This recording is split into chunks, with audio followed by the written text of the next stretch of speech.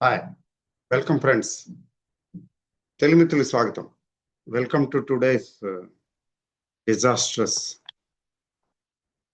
Days disastrous markets day.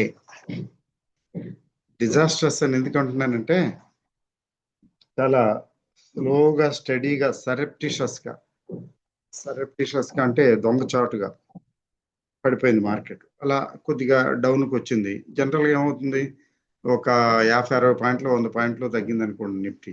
ఆ తర్వాత ఆటోమేటిక్గా మళ్ళీ రికవరీ వస్తుంది. ఆ తర్వాత రికవరీ వచ్చిన తర్వాత అయితే రికవరీ పూర్తిగా అవుతుంది, లేకపోతే కొంచెం రిట్రేస్మెంట్ వచ్చిన తర్వాత మళ్ళీ తగ్గితే ఫ్రెష్గా తగ్గొచ్చు.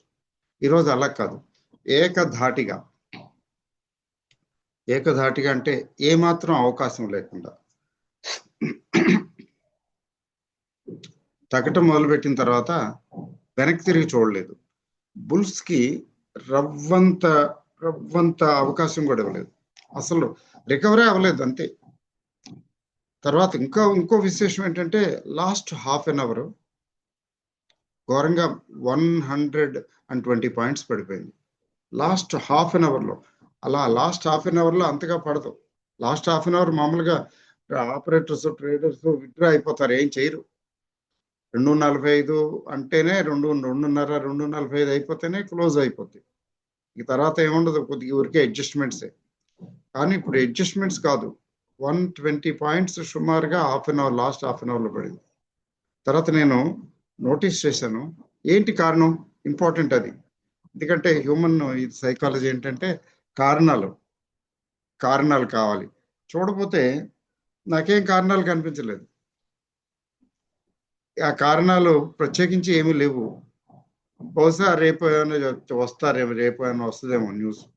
మరి ఎందుకు పడిపోయినాయండి అంటే ఒకే ఒక సింగిల్ రీజన్ కనపడుతున్నది, ఏంటంటే ఇరాను అమెరికా ఉద్రిక్తత. ఈ ఉద్రిక్తత ఇంతకంటే ఎక్కువ ఉంది కదా ఒకప్పుడు, అప్పుడు పడలేదు ఇలా. చూడండి, రీజన్స్ చెప్తున్నారు. ఇప్పుడు ఇరాన్కిను అమెరికాకి ఉద్రిక్తత ఇప్పుడు ఉన్న దానికంటే చాలా ఎక్కువగా ఉంది ఒకప్పుడు. అప్పుడు పడలేదే, ఇప్పుడు పడింది ఏంటి? అందుకని కారణాలు వెతుకుతారే తప్ప మార్కెట్ రీజన్స్ కంటే కూడా కొంచెం demand supply also matters a lot అని నాకు అనిపిస్తుంది. చూడండి, టెక్నికల్స్ బాగున్నాయి. నిన్నే కదా అనుకున్నాం technicals okay, it is marching towards 26,000. ఇంతలో ఏమైపోయింది, ఏదో మిన్ను విరిగి మీద పడింది అంటారే, అట్లాగా సడన్ గా పడిపోవటం మొదలుపెట్టింది. న్యూస్ లేదా ఇన్ఫర్మేషన్ ఉన్న ఏమవుతుందంటే ఈ technical they defeat the technical charts పనిచేయవు. ఫర్ ఎగ్జాంపుల్ చూడండి, మీకు ఎంత స్లో అండ్ స్టడీగా మార్కెట్ పెరుక్కుంటూ వెళ్ళింది, ఎంత టెక్నికల్లీ సౌండ్. ఒక వైట్ క్యాండిల్ పెద్దది వచ్చి చూడండి, తర్వాత 2 ట్రెండ్ సపోర్టింగ్ క్యాండిల్స్ వచ్చి, అంటే దీని ట్రెండ్ పైగా index is above all moving averages. నిన్న మళ్ళీ సడన్ గా ఒక్క రోజులో చూడండి, ఈ లాస్ట్ 3 సెషన్స్లో ఎంతైతే పెరిగిందో అంత కొద్దిగా గ్యాప్ అప్ ఓపెన్ అయినట్టు అయ్యి మొత్తం అంతా పడిపోయిందండి. గ్యాప్ అప్ ఓపెన్ అయింది కొద్దిగా, మొత్తం అంతా పెరిగింది, ఎంత అయితే పెరిగిందో మొత్తం అంతా పడిపోయింది. అంటే చూడండి, ఇక్కడి నుంచి తీసుకోండి, ఇక్కడి నుంచి అన్ని ఎక్కువ రెడ్ కాండిల్స్ డామినేట్ చేసినాయి ఇక్కడ వరకు, బడ్జెట్ రోజు వరకు ఓకే డన్. ఇక్కడ కూడా చూడండి, 1 2 3 క్యాండిల్స్ పైకి వచ్చి, 4వ క్యాండిల్ కొద్దిగా కిందకు వచ్చి, 5వ క్యాండిల్ డమాల్ అని పడిపోయింది. అది budget okay, that is understandable budget. కానీ ఇప్పుడు అలాంటిది ఏం లేదు. ఇప్పుడు ఏంటంటే పెట్రోల్ ధరలు, క్రూడ్ ధరలు పెరిగిపోతాయి అంటే పెరిగాయి. ఈ మధ్యకాలంలో కొద్దిగా పెరుగుతూ వచ్చాయి. ఇవాళ కూడా నిన్న కూడా పెరిగాయి క్రూడ్ ధరలు, ఓకే. కానీ ఇంతగా భయంకరంగా పడేయవలసిన అవసరం లేదు, కానీ పడేశారు అంతే. కాబట్టి డే టు డే మార్కెట్ మూమెంట్ని మనం అంచనా వేయలేం, ఎవరూ వేయలేరు. ఇలా అయితే అలా ఉంటుంది, అలా అయితే ఇలా ఉంటుందని చెప్తారు. ఎందుకని? అది గ్రాఫుల ప్రకారమే నడిస్తే చెప్పొచ్చు. గ్రాఫుల ప్రకారమే నడుస్తుందనేమి గ్యారెంటీ లేదు. ఎందుకంటే day to day developments, incidents, news world వైడ్గా కానీ లేకపోతే కంట్రీ వైడ్ కానీ మైక్రో మ్యాక్రో కండిషన్స్ ఇవి ప్రభావితం చేస్తాయి. సడన్గా ఎక్కడో ఏదో జరుగుతుంది, దాంతో టపాలంటాయి. ఇప్పుడేమో పెట్రోల్ ధరలు, క్రూడ్ ధరలు పెరిగిపోతాయి, ఇంకేముంది కాబట్టి ఇంకా అని పడేశారు. చూద్దాం, విశేషం ఏంటో చూసారా? పడేశారు కానీ ఎఫ్ఐఐస్ డిఐఎస్ ఏం పెద్దగా అమ్మలేదండి. అమ్మారు, లైట్గా అమ్మారండి. చూడండి, అది let us see that also. అంత ఘోరంగా అస్సలు తెరిపి లేకుండా వర్షం కురిసేస్తుంది అంటారు చూసారా? తెరిపి లేకుండా అంటే ఏమాత్రం ఎప్పుడు ఆగకుండా, కొంచెంసేపు ఆగి వర్షం మళ్ళీ మొదలవుద్ది కదా, అసలు తెరిపి లేకుండా వర్షం కురుస్తూనే ఉంది, కురిసింది అంటారు. అలా అయిపోయిందండి ఈరోజు మార్కెట్. చూడండి, 687 షేర్లు పెరిగితే 2230 షేర్లు తగ్గాయి. ఈరోజు చూడండి, లక్కీగా డేటా ముందుగా ఎర్లీగా వచ్చింది. 596 కోట్లు అమ్మారండి మన ఇన్స్టిట్యూషన్స్, డిఐఎస్. ఎఫ్ఐఐస్ కేవలం 880 కోట్లు. ఈ 880 కోట్లు 596 కోట్లకి మార్కెట్ పడిపోతాయి ఏమిటండి? లేదండి, పడవలసిన అవసరం లేదు. మరి ఈరోజు సెటిల్మెంట్ కదండి, బిఎస్సి వీక్లీ సెటిల్మెంట్ అంటే మరి బిఎస్సి సెటిల్మెంట్ లో నిజమే, ఎవరైతే పుట్టుకొనేసి వదిలేశారో వాళ్ళకి పండగే, ఎన్ని రేట్లు వచ్చి ఉంటుందో. బట్ ప్రాక్టికల్గా ఏంటంటే సెటిల్మెంట్ రోజున ట్రెండ్ ఉండదు, ట్రెండ్ డే వచ్చింది సెటిల్మెంట్. It's okay. సో తర్వాత పెద్దగా తగ్గలేదు కదా. కానీ అంతేకాదు, ఇంకోటి చూడండి, మీకు ఇంకో విషయం చూపిస్తాను. గ్లోబల్ మార్కెట్స్ చూడండి ఒకసారి. ఏషియన్ మార్కెట్స్ చక్కగా ఉన్నాయంటే ఏషియన్ మార్కెట్స్ క్లోజ్ అయ్యే టయానికి చూడండి, ఏషియన్ మార్కెట్స్ క్లోజ్ అయ్యే టయానికి ఇలాంటి డిస్టర్బెన్స్ లేదు అని అర్థం. చూసారా? No disturbance. కొద్దిగా 1% షాంఘై తగ్గింది. జకార్తా ఇండోనేషియాని మనం కన్సిడర్ చేయటానికి లేదండి, అది దాని దూరంలో వెళ్ళిపోతుంది, మిగతా మార్కెట్లతో కలవదు. అది ఇండోనేషియన్ మార్కెట్ డిఫరెంట్గా ఉంటుంది, it's a different ball game. కాబట్టి జకార్తాని పట్టించుకోనక్కర్లేదు. షాంఘై, చైనా ఒకటే కొద్దిగా తగ్గింది, 1.27%. అది కూడా మిగిలిన చూడండి అన్ని పాజిటివే. కోస్పీ అయితే 3% పెరిగింది. స్ట్రేట్ టైమ్స్, తర్వాత ఈవెన్ తైవాన్ చూడండి, తైవాను 0 అంటే తగల. మరి హ్యాంగ్సెంగ్ లైట్గా పెరిగింది. తర్వాత నిక్కే అయితే ఇంకా ఎక్కువ పెరిగింది, 0.5%. Straight times 1.26%. ఇవి నేను చెప్పేది ఎందుకు చెప్తున్నానంటే, ఈ మార్కెట్లు ఏషియన్ మార్కెట్స్ ఎఫెక్ట్ అవ్వాలా అంటే లేట్గా అన్నమాట, మధ్యాహ్నం నుంచి. అందుకనే మనకి ఇండియన్ టైం ప్రకారం 3 గంటల నుంచి 3:30 మధ్యన గట్టిగా పడిపోయింది మార్కెట్. అప్పటికి ఏషియన్ మార్కెట్స్ అన్ని కూలిపోయాయి కదా, ఏషియన్ మార్కెట్స్ అన్ని ఏషియన్ మార్కెట్స్ అన్ని క్లోజ్ అయిపోయాయి. మన మార్కెట్ కుప్పకూలింది, ఎందుకంటే ఇది లేట్ కాబట్టి. అలా అని చెప్పి యూరోపియన్ మార్కెట్స్ చూడండి, కుప్పకూల్లా, కొద్దిగా 0.7%, 0.8%, 0.8%, పెద్దగా ఏం తగల. లెస్ దెన్ 1% నెగిటివ్లో నడుస్తున్నాయి. ఫైనల్గా ఎక్కడ క్లోజ్ అవుతాయి అనేది చూడాలి. అంటే ఏషియన్ మార్కెట్స్ ఏమో చక్కగా పాజిటివ్గా క్లోజ్ అయినాయి. యూరోపియన్ మార్కెట్స్ ఇంకా నడుస్తున్నాయి, అవేమీ పెద్దగా ఎఫెక్ట్ అవ్వలేదు, కొద్దిగా ఎఫెక్ట్ అయినాయి. నిన్న అమెరికన్ మార్కెట్ పాజిటివ్ గానే ఉంది. ఏమండి ఈరోజు ఇప్పుడు డౌ జోన్స్ ఫ్యూచర్ తీసుకున్నాడు కూడా చాలా నెగ్లిజిబుల్ 0.26. అలాంటిది ఏదైనా అనుకుంటే ఉంటే డౌ జోన్స్ పడిపోవాలి కదండి. డౌ జోన్స్ ఏం పడటంలా 0.25 డౌ జోన్స్ ఫ్యూచర్.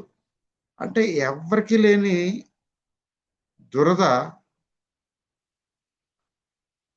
బాధ ఇండియన్ మార్కెట్లో బేర్స్ కి వచ్చింది. చిత్తకొట్టి పారేశారు. అందుకే నేను చెప్తున్నాను కదా, ఇది రీజన్స్ కంటే కూడా డిమాండ్ సప్లై గేమ్ అని అర్థం చేసుకోవాలి. ఈ రోజు మాత్రం డిమాండ్ సప్లై కొద్దిగా ఓవర్ బాట్ పొజిషన్ కి వెళ్ళినట్టున్నారు. వాళ్ళకి అనుమానం వచ్చింది, కొట్టిపారేశారు అంతే. ఎందుకంటే ఈ ఇన్స్టిట్యూషనల్ సేల్ ఏమి లేదు పెద్దగా. చూడండి బ్రెంట్ క్రూడ్ చూడండి, నో డౌట్ పెరిగింది, ఒప్పుకుంటాను. ఇక్కడ 1.49% చూపిస్తుంది. $71.40 $71.40 అనేది $70 $72 అనేది పెద్ద ఇదేం కాదు కదా. ఈ మధ్యన అంతా 60s 70s లోనే నడిచింది కదా. మీకు 52 వీక్ హై తీసుకుంటే $79 అట. 52 వీక్ హై. 52 వీక్ లో తీసుకుంటే $58. పెద్ద వేరియేషన్ కూడా లేదు. గోల్డ్ కొద్దిగా రికవర్ అయింది, పెరిగింది. అంతకుముందు కొద్దిగా డల్గా ఉన్నదల్లా కొద్దిగా రికవర్ అయింది. దీని ప్రభావం ఏమి ఉండదులేండి. అయితే మార్కెట్ ఈరోజు 2% 3% అట్లా చూపిస్తూ సడన్ గా అండి volatility index VIX more than 10% ఎగిరిపోయిందండి. విక్స్ మోర్ దాన్ 10% ఎగిరిపోయిందండి. అంటే పెరిగిపోయింది, ఎగిరిపోవటం అంటే. ఒక్కసారి 13 ప్లస్కి వెళ్ళిపోయింది. 10 ఆ రేంజ్కి వెళ్ళిందల్లా 13 ప్లస్కి వచ్చేసిందండి. చూడండి, మీకు డిక్సాన్ కాదు, ఇండియా విక్స్ చూడండి 13.46. ఎంత పెరిగిందంటే 10.12% పెరిగింది. ఒక్క రోజులో 1.2375 పాయింట్స్ పెరిగి 13.46 వెళ్ళిపోయింది. ఘోరాతి ఘోరం. షేర్లు అతలాకుతలం అయిపోయినాయి అని చెప్పాలి. సింపుల్ గా ఒక ముక్కలో చెప్పాలంటే షేర్లు అతలాకుతలం అయిపోయినాయి. అన్ని పడిని అన్ని రెడ్లే, అన్ని రెడ్లే. టీసీఎస్ ఏదో రికవర్ అయింది అవుతున్నది అనుకుంటే టీసీఎస్ నెగిటివ్ నుంచి పాజిటివ్ నుంచి నెగిటివ్కి వచ్చేసింది. 1.5% అట్లా ఉన్నదల్లా 0.6% డౌన్. మహారాష్ట్ర బ్యాంకు అది కూడా పాజిటివ్ గా ఉంది కదా, నిన్నటి వరకు 1.42% మైనస్ చూపిస్తుంది. అంటే అట్లాంటి పరిస్థితి. మీకు రిలయన్స్ ఇండస్ట్రీస్ 2.4% తగ్గింది. హెచ్డిఎఫ్సి బ్యాంక్ 1% తగ్గింది. ఘోరం. భారత్ ఎయిర్టెల్ 1.64%, ట్రెంట్ ఘోరంగా 3% దగ్గర. హీరో మోటో కార్ప్ అయితే more than 3%, 3.6%. Hero MotoCorp వెళ్ళటం లేదండి పైకి. 6300 6200 హైకి వెళ్ళి ఆ తర్వాత నుంచి ఇంకా సదర్న్ హెమిస్ఫియర్ లోనే తిరుగుతూ ఉంది. బ్యాంక్ నిఫ్టీ 860 పాయింట్లు, నిఫ్టీ ఏమో 417 పాయింట్లు. అంటే 1.6% 1.4%. ఈసారి ఈ రోజైతే బ్యాంక్ నిఫ్టీ కూడా ఫినిష్ అయిపోయింది, లేపేశారు అంటే కొట్టుపడేశారు. సో ఇది పరిస్థితి అండి.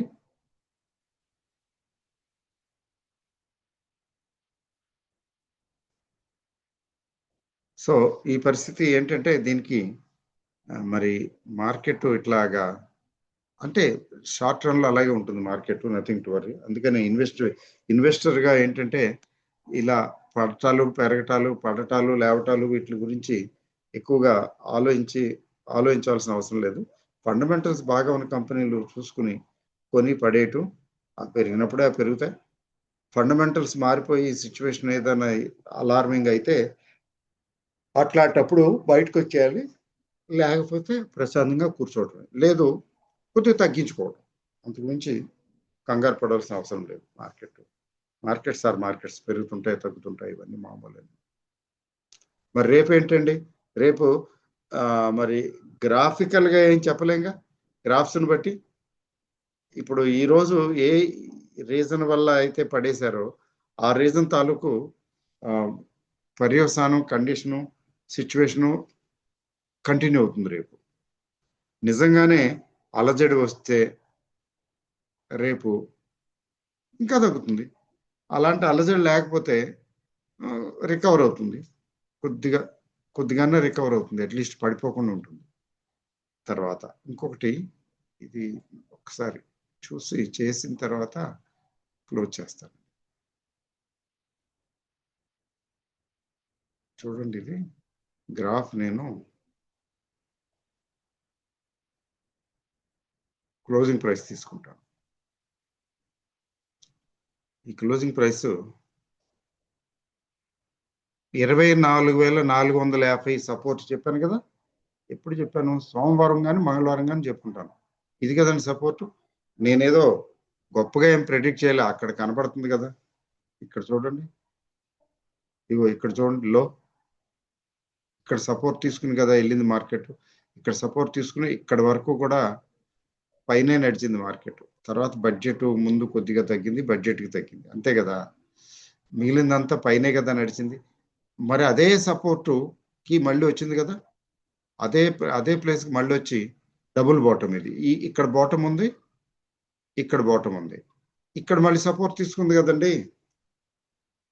తీసుకున్నప్పుడు అది బేస్ అని అనుకున్నాం. ఇంకోటి ఏమనుకున్నాము, ఇది రాకెట్ సైన్స్ ఏం కాదు, ఈ సింపుల్ అండి, ఎవరికైనా అర్థమవుతుంది. ఇది చూడండి, 25,950 అనుకున్నాం మొన్న. అదే సుమారుగా 25,950, కాకపోతే 26,000 అనుకోండి, ఏం పర్లేదు. ఇది ఈ రేంజ్లోనే నడుస్తుంది, నడిచే అవకాశం ఉంది. ఈ రేంజ్ బ్రీచ్ అయితే మాత్రం ఆలోచించాల్సిందే అని అనుకున్నాం. చూడండి, ఈ రేంజ్కి వచ్చేసింది కదా, కొద్దిగా దిగువకు వచ్చింది బేరావేశంలో. 2 డబుల్ బాటమ్ 2 సార్లు అయింది. మూడోసారి కూడా అవుతుందా? జనరల్గా అవదు. మామూలుగా అయితే టెక్నికల్గా జనరల్గా అవదు. మూడోసారి కూడా బ్రీచ్ చేసి కిందకి వెళ్తుందా? అవదు. అట్లా అవ్వకపోతే ఇక్కడి నుంచి మళ్ళీ రికవరీ రావాలి. సో మళ్ళీ 25,450 నుంచి ఆ రేంజ్ కదా వచ్చింది, క్లోజ్ అయింది. అక్కడి నుంచి మళ్ళీ అప్వర్డ్ జర్నీ లేదా కన్సాలిడేషన్, కొద్ది కొద్దిగా రికవర్ అవ్వాలి. అదే కదా, that's what it is suppose to happen. But ఇది బ్రీచ్ అయితే ఎక్సెప్షనల్, బ్రీచ్ అవ్వదని ఏం లేదు. ఇది బ్రీచ్ అయితే మాత్రం నెక్స్ట్ లెవెల్ చాలా దూరాన్ని ఉందండి. ఇది నెక్స్ట్ లెవెల్ 25,200. చాలా దూరాన్ని అంటే 200 పాయింట్లు ఏముందండి, ఇవాళ 400 పాయింట్లు పడిపోలా. అది అయితే రికవరీ వస్తే ఇక్కడ రెసిస్టెన్స్ ఉంది. ఎక్కడుంది? 25,650. అదే సపోర్టు, ఆ సపోర్టు తీసుకుంటుందని అనుకున్నాం నిన్న మొన్న. 25,600, 650 సపోర్టు. ఎక్కడ సపోర్టు? నిట్టనిలోనే కూల్చి పడేశారు. హైదరాబాద్లో హైడ్రా పేరుతోటి పెద్ద పెద్ద అపార్ట్మెంట్లు, భవంతులు కూల్చేశారు, చూసారా? అలా కూల్చేశారు మార్కెట్. అందువలన ఏమిటంటే, ఇప్పుడు మనం ఏమి చేయలేని, చెప్పలేని పరిస్థితి. అది మార్కెట్ ఈజ్ మార్కెట్ అండి, అందులో ఏం సందేహం లేదు. మార్కెట్ ఎవరు చెప్పు చేతుల్లో ఉండదు. అయితే లాంగ్ రన్లో మాత్రం మార్కెట్లు మంచి ఉన్నప్పుడు లాంగ్ రన్లో బాగుంటాయి, అంతే చెప్పచ్చు. ఇలాంటి మార్కెట్లో కూడా మెటల్స్ పెరిగాయి చూడండి. ఓఎన్జీసీ పెరిగింది, power, energy sector. Doctor Reddy's lab, అది విశేషం ఏముందండి, మామూలుగా ఫార్మా కాంట్రాగా వెళ్తుంది కదా. న్యూజెన్ సాఫ్ట్వేర్ ఇంతకుముందు పడేశారు కదా భయంకరంగా, ఏకంగా 17% పెంచేశారు ఒక రోజులో. టాటా ఇన్వెస్ట్మెంట్ కార్పొరేషన్ పెరిగింది, ఆయిల్ ఇండియా పెరిగింది, నెట్ వెబ్ పెరిగింది. అంటే ఈ టెక్ స్టాక్స్ ముఖ్యంగా ఈ నెట్ వెబ్ అనేది డేటా సెంటర్కి సంబంధించింది కదా, అవి కొంచెం యాక్టివ్గా ఉన్నాయి. బిర్లా సాఫ్ట్ ఒకటి 2.7% పెరిగింది. బాగా పడేశారు కదా, అవి కొంచెం రికవర్ అయినాయి. Vardhman textiles, Tata chemicals, RBL bank, MRPL అంతే. ట్రాన్స్ఫార్మర్స్ అండ్ రెక్టిఫైర్స్ ఇవాళ కూడా పెరిగిందండి. ఇంత లో మార్కెట్లో పెరిగిందేంటి? ఇంత భయంకరంగా పడిపోతే మార్కెట్ అది పెరిగింది. గుడ్. ఇంజనీర్స్ ఇండియా కొద్ది పెరిగింది, Syngene, Aster DM Health, SBI Card, NTPC Green, Aurobindo Pharma ఓకేలేండి, ఎంత 1% కదా. ఓకే, ఇట్లాంటి మార్కెట్లో కూడా పెరిగినాయి ఉన్నాయి అన్నమాట. ఊరికే అవుట్ ఆఫ్ క్యూరియాసిటీ ఈ2ఈ నెట్వర్క్ గురించి మాట్లాడాం కదా, నేను చూడలేదు ఈరోజు. ఈ2ఈ నెట్వర్క్ కూడా పెరిగిందా? పెరిగాక ఏం పెరిగిందండి. ఈ2ఈ నెట్వర్క్ ఇవాళ కూడా పెరిగింది. అంటే డేటా సెంటర్స్ కదండి, ఆర్టిఫిషియల్ ఇంటెలిజెన్స్ కి స్కోప్ ఉంది అంటున్నారు కదా. అంటే ఈ2ఈ నెట్వర్క్ ఇంకా పెరగటానికి ఛాన్సెస్ కనపడుతున్నాయి. ఎందుకంటే ఆర్ఎస్ఐ 71కి వచ్చింది. ఈ 71 ఇక్కడ 70 అండ్ అబోవ్ నడిస్తే ఇది పెరుగుతూ ఉంటుంది. ఇంకా కొంచెం పెరగటానికి అవకాశం ఉంది. మీరు వెరీ షార్ట్ టర్మ్ ప్లేయర్స్ కూడా వెయిట్ చేయొచ్చు నిజానికి. అది విషయం. కాబట్టి రేపు వీకెండ్ ఎట్లా ఉంటుందో చూద్దాం. స్లైట్గా రికవర్ అవ్వాలి, థర్డ్ బాటమ్ కాబట్టి టెక్నికల్గా. బట్ దేశ కాలమాన పరిస్థితులను బట్టి, ప్రపంచంలో జరుగుతున్న డెవలప్మెంట్ని బట్టి అయితే అది మనకు తెలియదు కదా, దాన్ని బట్టి పెరగటం తగ్గటం ఉంటుంది అని అర్థం చేసుకోవాలి. ఓకే అండి, all the best, thank you very much, good night.